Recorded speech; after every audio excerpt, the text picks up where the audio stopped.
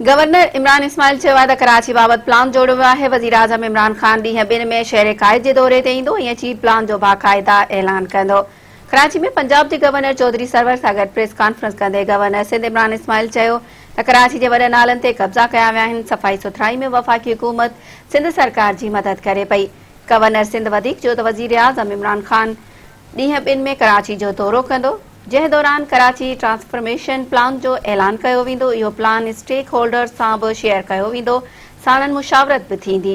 हुन चयो त कराची मुल्की मईशत जो हब आहे। वफ़ाक़ समूरा वसीला क़दम हाणे शहर जे स्ट्रक्चर खे ठीकु करणु घुरे थो।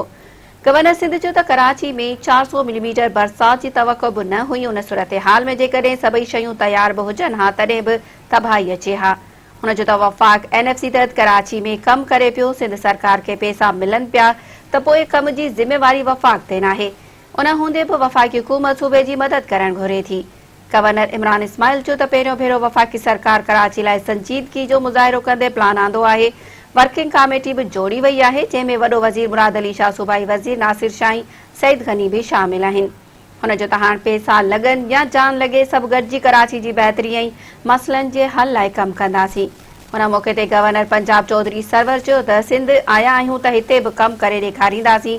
जल्द बरसात मुतासिर इलाइक़नि जा दौरा करे मुतासिरनि में इमदाद विरहाईंदासीं, छाकाणि त असांखे सिंध जी आवाम जो अहसासु आहे।